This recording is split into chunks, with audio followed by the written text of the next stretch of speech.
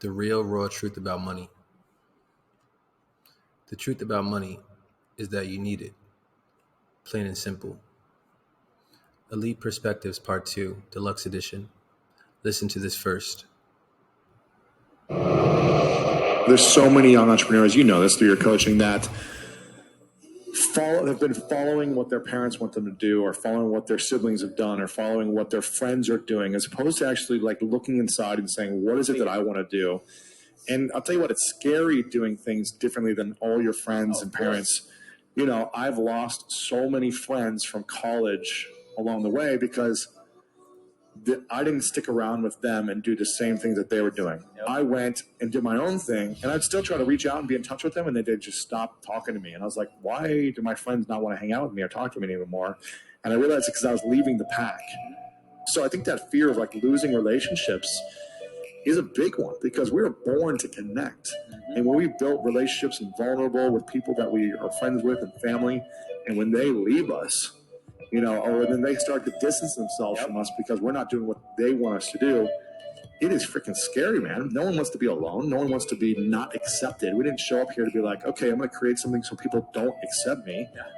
Connect with the people who you will please and serve them in a bigger way, and always give your best. But, you know, the biggest leaders in the world either have half the world for them or half the world against them. I think of Martin Luther King.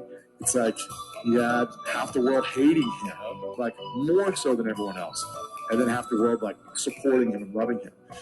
The more clear we are in our dreams and our passion and our mission, the more we're going to be separating people that love us and hate us. I decided, dude, I'm going to change my game. And that meant I had to get an education. I'm a real education, not a school education. And I had to get around hitters and players and guys who are making moves and not just my old friends. I don't want to grow up and be average. And I think there was this, at that moment, and I think everybody has this, you know how much potential you have. Every individual knows. It's what gets you up in the morning. It's like, man, it's what inspires you when you watch some film and you see you see LeBron flying through the air, you know, and dunking the ball. You're like, oh my God. I think it's not that you want to be a basketball player, but that you see greatness. We recognize greatness in others. And it's a spark or a moment or a reflection of, oh wow, man, I have some greatness in me too. And that grinding kind of reminder, you know, you either surrender to it and say, okay, I'm just going to I'm going to be a spectator. Or for those of you listening today, you're probably those guys and gals that are like, okay, I can't sit on the sidelines. I have to be in the game. So if it's task completion, let's say you have a series of tasks that you need to do, and all tasks can be ordered by priority. There's one task that's more important. There's a second task that's second more important. Our conversation right now is my number one concern in life, all right?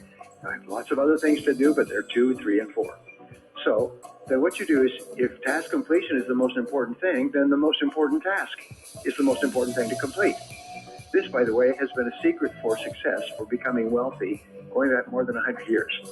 Is identifying your most important task and completing that task. Positive addiction to endorphins.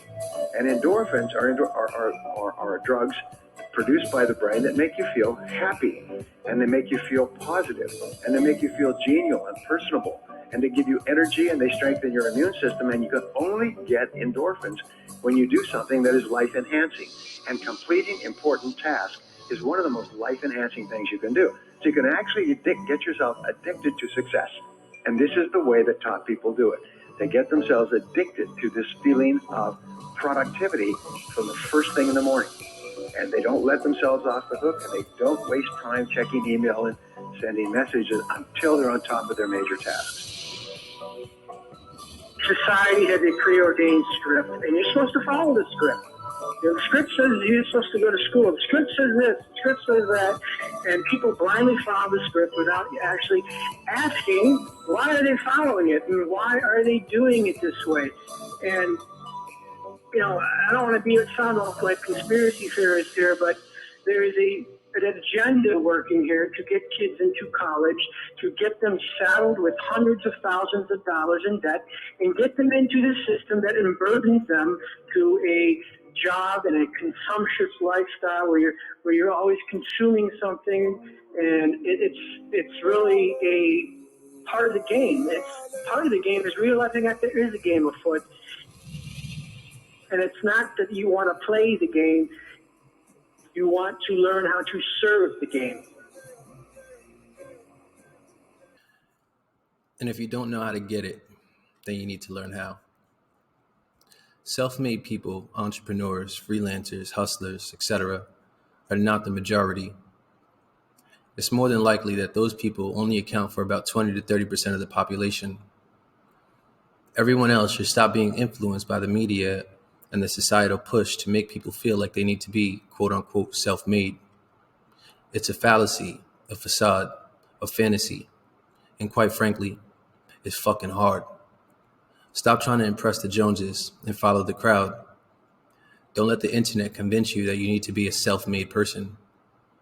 What the fuck is self-made anyway? It's a made-up word.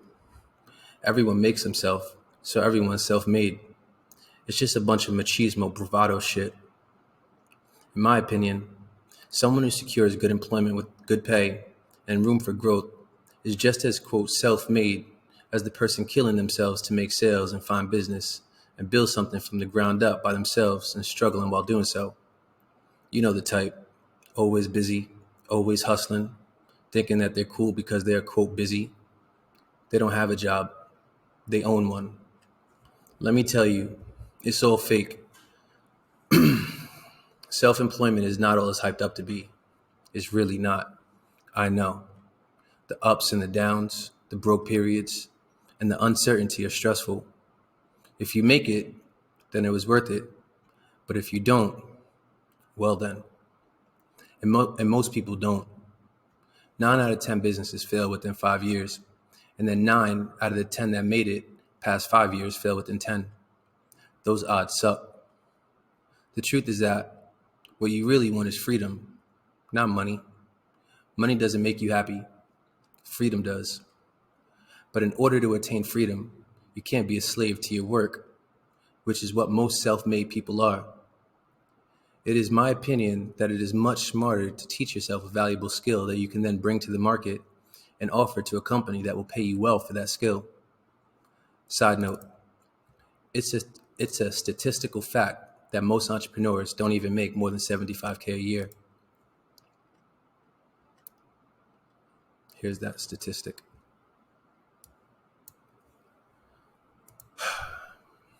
And everyone's telling you how great it is and how you should pursue the long nights, early mornings, and fucking stress that comes along with it. It's not. It's much smarter to learn a skill that can bring you that amount and more without having to own the work. Just go in, leave, and enjoy your fucking life. That's freedom. So that was a bit of a rant because I hate the hustle culture. I hate that it glorifies the life. It's like if drug dealers glorified selling drugs to kids and everyone was allowing it. That's what I feel like is going on. But anyway, here's where the article was supposed to begin. You have to invest in yourself in some way, shape, or form to increase your ability to secure a stable financial situation in life.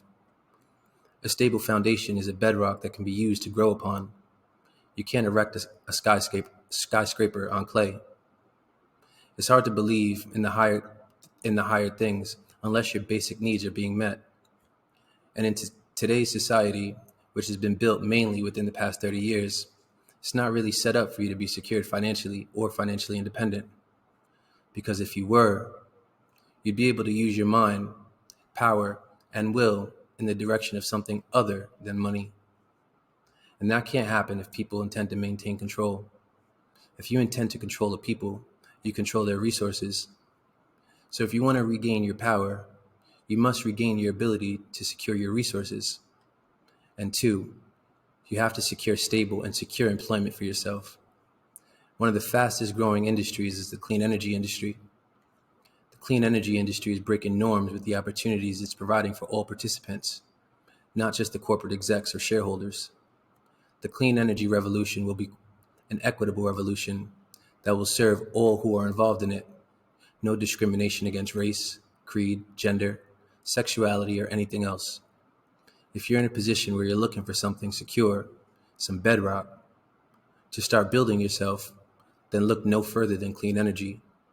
If you want to secure a more independent future for yourself, look no further than the Industrial Revolution 2.0, aka the Green Revolution. Now, let's get to some actionable steps. What are some things you can do to begin down the journey of your new and exciting clean energy career?